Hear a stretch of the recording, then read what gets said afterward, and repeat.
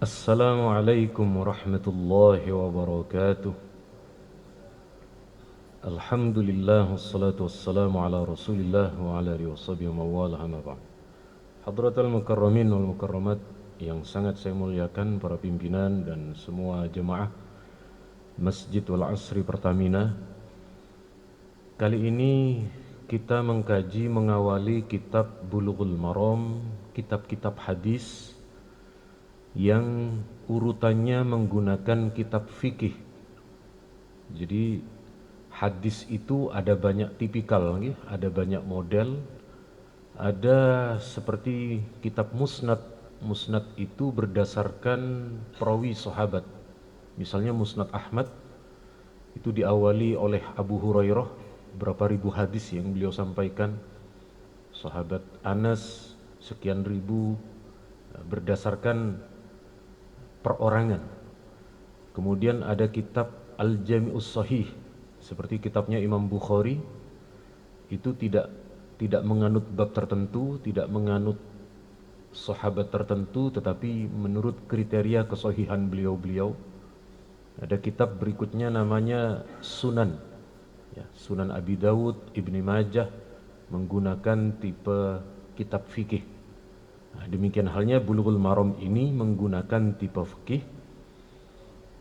Kita awali semoga dengan kita mengkaji kitab Bulughul Maram yang merupakan karya ulama besar Al-Hafidh Ibnu Hajar, ulama dari Mesir, dan kitab ini banyak disyarah oleh lintas madhab, baik madhab Syafi'i sampai ulama Arab Saudi dan sekian banyak ulama yang luar biasa menjelaskan, menguraikan makna dari hadis ini. Pertama, Imam Ibnu Hajar sebagaimana para ulama fikih yang lain selalu mendahului dengan bab air. Kenapa mendahulukan bab air? Karena perintah solat itu, ya ayyuhalladzina amanu idza kumtum ilas solati faghsilu wujuhakum. Hai orang-orang yang beriman, kalau kalian hendak mau melakukan solat, maka basuhlah wajah kalian. Perintah membasuh itu menggunakan air. Karena air ini kita gunakan untuk sholat 5 kali dalam sehari, maka air itu diurai, dijelaskan berapa jenisnya, bagaimana kalau terkontaminasi dengan najis, dan seterusnya. Di hadis ini yang beliau awali adalah terkait dengan penjelasan air yang ada di dalam laut. Nabi bersabda, huwa tahuru ma'uh al-hillu maitatuh. Air laut itu airnya suci, bisa digunakan untuk berwudu. Al-hillu maitatuh. Hewan yang hidup di dalam air, yang hidup di dalam laut, andaikan mati, bangkainya halal, boleh dimakan. Seperti mulai dari dibawa oleh nelayan, pindang, bandeng. Nah, kalau bandeng niku laut nggih. Oh, tambak, bukan bandeng, tongkol maksud kula. Tongkol, nggih. Nah, itu kan juga dari laut, maka halal dimakan. Nah, hadis ini menjadi pengecualian dari ayat Al-Qur'an, innama harrama alaikumul maitah. Di ayat itu Allah berfirman, Allah haramkan bangkai. Bangkai itu hewan yang mati. Keharaman hewan bangkai itu mengecualikan binatang laut. Karena hadis ini kalau kita belajar ilmu usul fikih namanya hadis ini mentaksis. Hadis itu membatasi jangkauan ayat. Jadi jangkauan ayat itu yang dimaksud bangkai itu dilarang adalah bangkai binatang darat. Kalau binatang laut diperbolehkan. Kenapa kok diperbolehkan? Alasannya satu, karena binatang laut itu tidak punya darah, sehingga aman. Beda dengan binatang darat. Binatang darat itu boleh dimakan kalau sudah disembelih. Disembelih itu mengeluarkan darahnya. Yang kita tahu darah itu adalah tempat kuman, bakteri, kotoran, dan lain sebagainya. Maka sekali lagi, alhamdulillah di negeri kita ini, Pak, garis pantainya terpanjang di dunia. paling banyak ikan lautnya mestinya negara kita. Tapi konsumsi kita terhadap ikan laut kalah dengan makanan ayam cepat saji. Buktinya kalau ikan laut namanya ikan laut saja. Kalau ayam namanya banyak itu Pak. Ada sate ayam, ada ayam geprek, ada ayam lodo. No, karena saya kebetulan di MUI dan hampir setiap hari di MUI itu ada tempat baru mengajukan sertifikasi halal penyembelihan ayam. Jadi di Surabaya ini 100.000 lebih konsumsi ayam Pak. Baik yang disuplai dari Pasuruan, dari Gresik dan lain sebagainya. Ini saking tingginya. Nah, jadi sekali lagi monggo kalau kali panjenengan niki nggih. Ikan laut rendah kolesterol Pak, kemudian aman. Cuma nggih napa namine jarang nonton mawon kalau kali panjenengan mengkonsumsi. Berikutnya kriteria air. Air niku Pak, menurut para ulama kita berdasarkan dalil hadis nanti ada 4 kriteria. Ada air, airnya itu suci plus mensucikan Pak. Oke, air yang kita berwudu sekarang ini Pak, airnya sampun suci, bening, jernih, sekaligus bisa untuk bersuci. Karena nanti ada airnya suci tapi tidak bisa mensucikan. Kathah niku. Apa contohnya? Air kembang misalnya Pak, atau air napa namanya? Air es degan. Es degan niku air degannya airnya suci Pak, diwudu boten saged. Kopi nggih. Jenengan minum kopi suci boleh diminum, tapi berwudu dengan kopi nek kula boten wantun. Kenapa? Wong kula pun ireng ketambahan kopi susu. Nggih, double-double hitamnya. Nggih. Tapi kata istri kita Pak, semakin hitam semakin manis Pak. Enggak ono maneh Pak. Nah, ten hadis niki Nabi bersabda, al-ma' tahur la yunajjisuhu syai'. Air itu suci, tidak bisa dinajiskan ketika volume air itu besar, volume airnya itu banyak. Saya pernah berdiskusi Pak dengan dokter kecantikan nggih, karena yang mengundang di salah satu kampus yang banyak putrinya. Namanya dokter kecantikan Pak, ternyata dokternya nggih cantik Pak. Nah, dokter kecantikan kok jelek yang ndak ada pasien yang mau Pak, ndak percaya. Kata dokter Niki, Muslimah Indonesia hampir tidak ada masalah dengan kulit, hampir tidak ada penyakitnya. Kenapa? Tiap hari sudah terpenuhi dengan air suci mensucikan untuk berwudu Pak. Jadi kalau ada muslimah punya gangguan penyakit kulit, perlu dipertanyakan. Boleh jadi dia sering berwudu tapi rupanya airnya yang kurang bagus Pak. Atau boleh jadi naudzubillah andaikan tidak sholat tapi selama itu sholat, kalau kali panjenengan kebutuhan kulit dari air, oksigennya, kemudian gizi dan seterusnya sudah terpenuhi Pak. Kemudian air yang terkena najis, Nabi tidak memperbolehkan berwudu dengan air yang terkontaminasi dengan najis. Kalau ada air kata Nabi, lalu kejatuhan najis dan menyebabkan salah satu dari sifat air itu berubah, maka tidak boleh digunakan untuk berwudu. Apa kriteria air suci, tanda ukuran air itu hilang kesuciannya? Pertama, bau Pak. Kalau ada sumur kita, lalu Anda berwudu dari air sumur, kok bau bangkai airnya, periksa dulu sumurnya. Kalau ternyata di situ ada bangkai ayam, ada binatang yang mati, jangan digunakan dulu. Diangkat dulu ayamnya, diambil dulu, kemudian diamkan beberapa hari. Kalau menggunakan tekniknya PDAM niku menggunakan nopo kaporit nggih ataupun yang lain, diamkan beberapa hari sampai salah satu dari 3 tidak ada bau, warna, rasa. Cuma kalau rasa ndak usah dicicipi Pak. Niku nopo namanya, cukup kita mendeteksi dari bau dan warnanya saja. Warnanya kok kurang tidak jernih, tidak steril pun kita menggunakan yang lain. Tapi alhamdulillah Pak, kita di Surabaya tidak tidak kekurangan air bersih. Nah, ada satu teori ya. Di Surabaya ini dengan banyaknya gedung, niku teorinya air niku berkurang Pak. Air niku berkurang. Sementara di pegunungan, di penghijauan yang tidak banyak gedung, mestinya di sana banyak air. Tapi ketika musim kering, Pak, yang ada gunung dan ada penghijauan, justru di sana tidak ada air, justru di kota yang banyak airnya. Apa faktornya?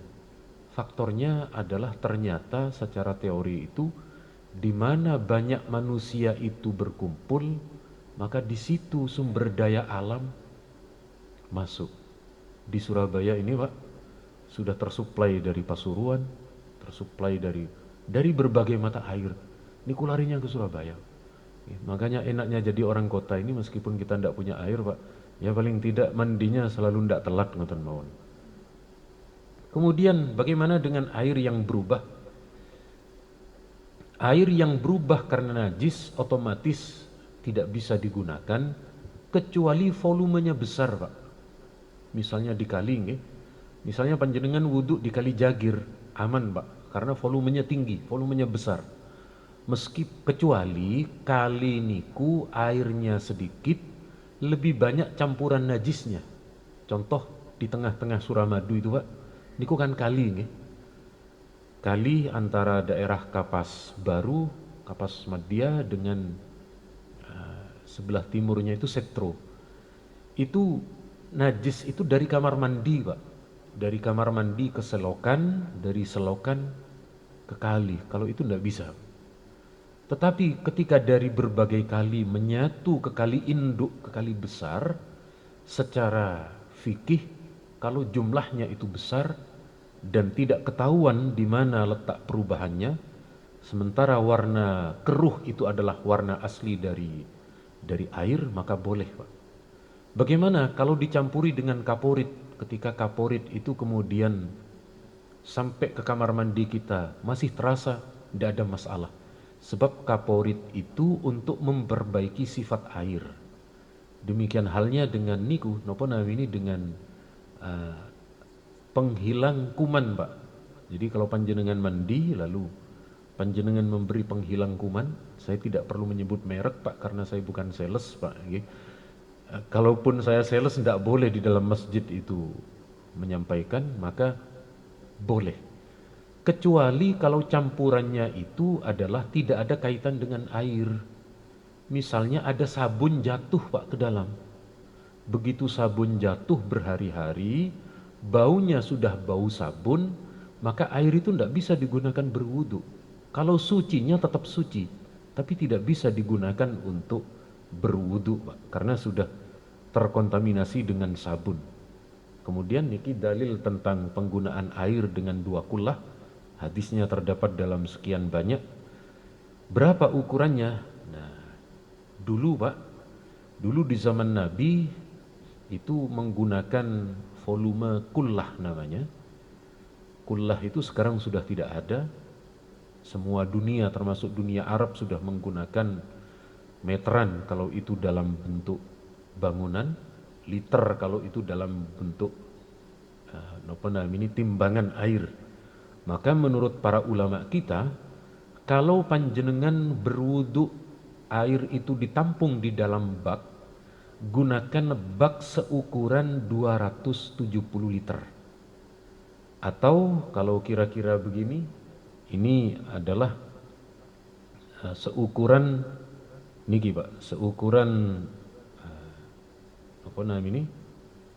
sekedap sebentar, seukuran bangunan ini Pak. Kalau itu lingkaran bulat, kalau kotak adalah 60 cm sama sisi. Nah, sementara kalau kali panjenengan bagaimana?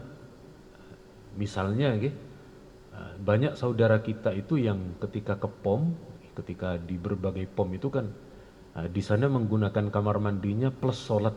Nah, biasanya di beberapa pom itu kotak airnya kan kecil.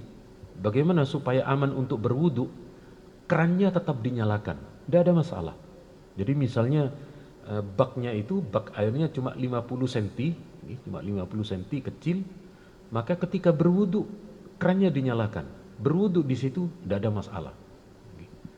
Nah, kemudian demikian halnya ketika berupa bak mandi, itu kerannya tetap dinyalakan. Niku aman, Pak. Karena dengan air mengalir itu, kemudian tidak ada istilah air mustakmal, air bekas dipakai untuk bersuci, aman. Nah, lebih aman lagi, Pak, orang-orang kita dulu ini seperti ini, jadi kamar mandinya kira-kira 60 cm, 1 meter tambah lebih bagus. Kemudian ada kamar mandinya, kemudian selokan airnya di pojok yang sekira aman dari pintu keluar, Pak. Niku paling aman.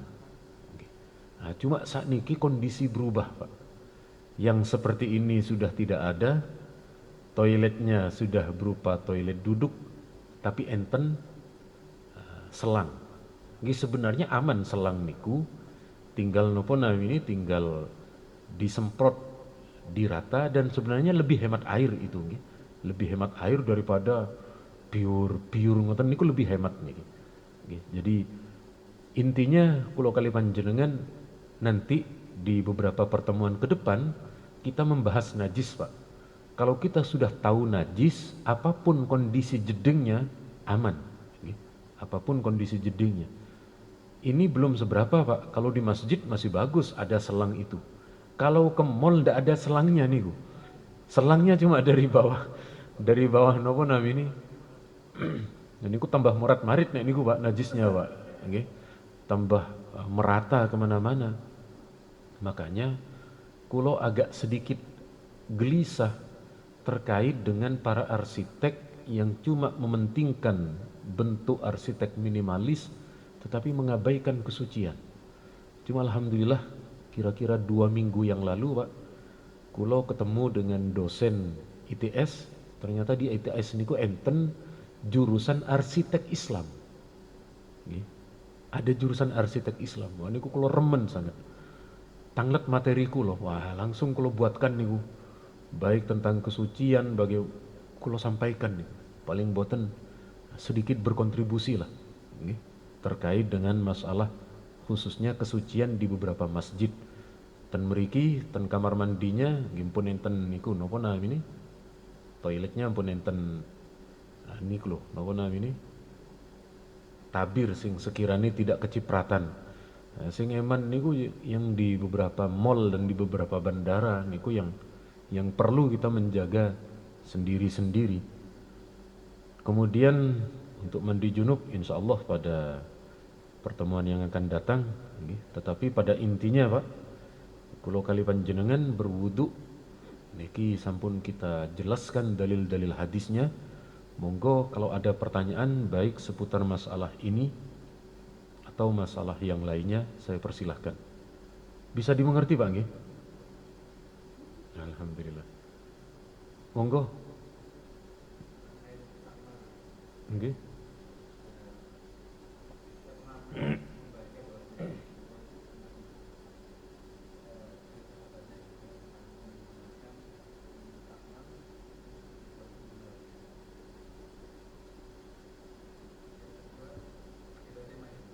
Monggo, monggo.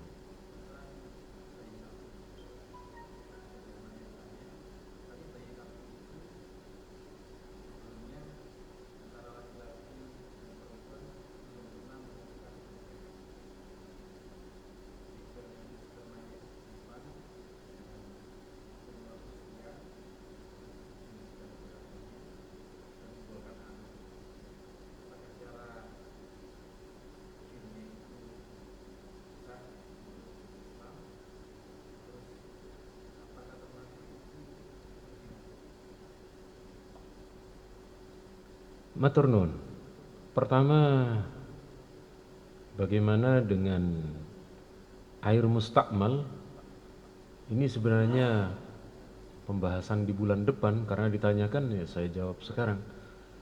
Sebab saya tidak mau ada anggapan, wis tadi gak siap. Jadi begini, pertama, ini Nabi melarang seseorang melakukan mandi atau melakukan wudhu dari bekas mandinya orang lain. Terus Nabi ditanya, bagaimana caranya Nabi? Falyaghtarifah jami'an. Hendaknya memakai gayung. Jadi Pak, kalau kemudian kolamnya sekian, terus dicemplungi, niki mustakmal nih. Termasuk juga seperti bak begini, setelah pun selesai, jangan dicemplungi. Cuma anak-anak kita, jangankan anak-anak, termasuk saya dulu Pak ketika di kampung, ya.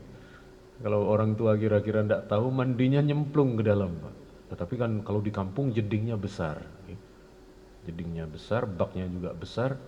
Ini di dalam hadis ini tidak diperkenankan sisa dari bersucinya orang lain untuk digunakan. Memang betul di hadis berikutnya Nabi pernah bersuci menggunakan sisa mandinya salah satu istri beliau yakni Maimunah. Nabi pernah bersuci ini. Makanya dalam penggunaan air mustakmal ini, air bekas, niku ulama terjadi beda pendapat antara mazhab Syafi'i dengan mazhab Maliki yang memperbolehkan mazhab Maliki, Pak. Tetapi para ulama Syafi'iyah menjawab, itu boleh jadi volume airnya banyak. Ada yang menjawab seperti itu. Ada yang menjawab, boleh jadi Nabi menggunakan gayung, sisa gayungnya Maimunah. Jadi dalil semacam ini biasa terjadi perdebatan antara satu dengan yang lain. Jadi pada intinya memang di sini terjadi beda pendapat. Tapi bagi kita Pak, lebih baik, lebih aman supaya tidak, karena hari ini kita tidak cukup dengan ilmu fikih, hari ini kita ada ilmu kedokteran, ilmu medis, yakni supaya tidak tertular bakteri, tidak tertular kotoran orang lain, sebaiknya jangan. Pakai yang betul-betul steril. Bagaimana dengan bayi tabung yang di situ tidak dari sperma suami istri, Pak? Tetes ngeten. Niki keleresan sanisten laptop niki berarti kula napa namanya menulis di komputer satunya. Jadi begini, apakah boleh menggunakan sperma orang lain digunakan untuk bayi tabung? Ngeten. Ada satu hadis yang kemudian niki terdapat dalam riwayat Imam Abu Dawud dan mriki. Keleresan Pak, kula di MUI membahas niki dengan dokter spesialis kandungan nggih. Dokter spesialis obgyn namanya.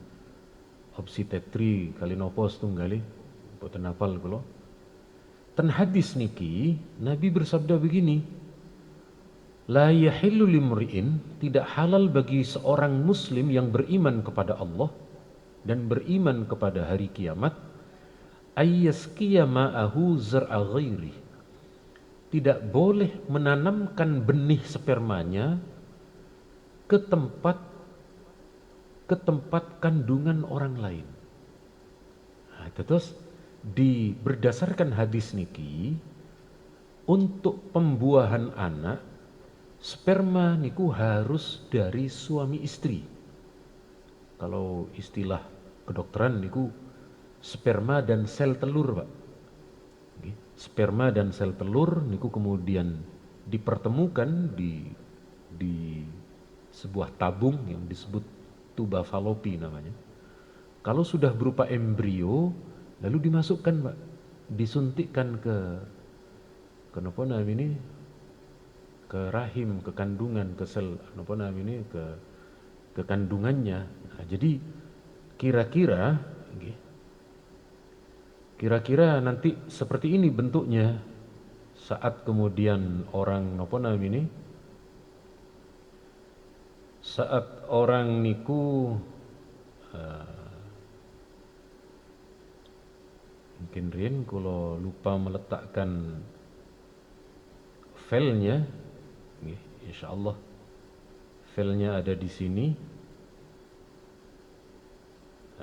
kita sanes angkin rien filenya niku ada di tapi oh nggih niki Pak, niki yang saya maksud tadi. Nah, gambar nih gitu yang kulo ingin jelaskan. Jadi ketika berupa sperma dan sel telur dipertemukan, niku namanya disebut embrio. Embrio niku yang kemudian akan berproses menjadi calon janin, menjadi calon anak. Nah, rupanya betul ten meriku di kula pun konfirmasi ke para dokter niku. Para dokter niku sampun enten aturan di dunia kedokteran niku tidak boleh sperma dan sel telur kecuali dari suami istri. Caranya gimana? Sebelum melakukan niku Pak, diminta niki napa namanya surat nikahnya. Surat nikahnya diminta. Kalau sudah ada surat nikahnya, baru prosedur bayi tabung dijalankan. Niku yang pertama. Yang kedua, kalau sudah punya embrio suami istri, embrionya sudah hidup, niki tidak boleh disewakan ke kandungan perempuan lain, tidak boleh. Tetap harus ke istrinya. Kalau ke perempuan lain, niku namanya nanti surrogate mother, Pak, atau pinjam ibu. Kenapa kok pinjam ibu? Ketika dipinjamkan ke ibu lain, terus melahirkan, anak ini anaknya yang mana? Pemilik sel telur atau ibu yang melahirkan? Ternyata tan Quran niku yang disebut ibu adalah in ummahatuhum illallati waladnahum. Yang disebut ibu itu yang melahirkan, bukan yang punya sel telur, bukan yang punya embrio. Makanya tidak boleh menyewa perempuan lain untuk dipinjam rahim kandungannya untuk. Dan alhamdulillah di dunia kedokteran niku ndak napa namanya ndak diperbolehkan. Enten undang-undangnya, enten peraturan Menteri Kesehatan. Alhamdulillah niki sesuai di dunia kedokteran, sesuai dengan aturan di dalam syariah fikih kita. Jadi sekali lagi pada intinya kulo kali panjenengan, sperma niku harus milik suami istri dan harus ditanam di dalam sel telur, di dalam kandungan istri yang sah. Kok jadi tegang sedoyo niki napa niki, Pak? Cuma nggih kula tasik kata dokter masih mahal, cuma ndak disebut berapa harganya. Cuma beberapa pasangan suami istri yang masih kesulitan untuk memiliki anak secara normal, ketika memiliki biaya niku alternatifnya menggunakan niki. Cuma prediksi ke depan niku akan semakin murah, Pak.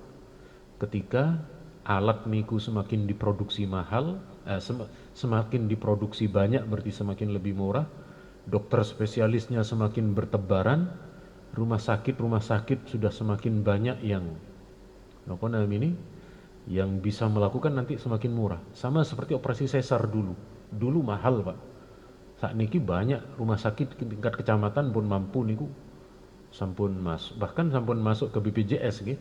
Sudah bisa ditanggulani di BPJS. Matur nuwun keranten pun rotok siang, Pak. Niki nek bahas bayi tabung pengin cepat ndang mulih ngeten niki nggih. Karena kemudian ingin segera membuat tabung-tabung sendiri. Saking kula cekap semanten ngapunten menawi wonten kelepatan. Intinya alhamdulillah kula kali panjenengan tetap diberi kekuatan oleh Allah untuk mengkaji firman-firman Allah dan juga hadis-hadis Nabi kita, untuk kemudian bisa kita amalkan dalam kehidupan kita, dalam beribadah, bersosial dan lain sebagainya. Amin Allahumma amin. Saya doakan juga mugi panjenengan pinaringan sehat wal afiah, panjang umur, berkah rezeki, berkah pekerjaan, dan berkah kesemua nikmat yang diberikan oleh Allah kepada panjenengan dan kita semuanya. Amin Allahumma amin. Subhanakallahumma wa bihamdika asyhadu an la ilaha illa anta astaghfiruka wa atubu ilaik. Wassalamualaikum warahmatullahi wabarakatuh.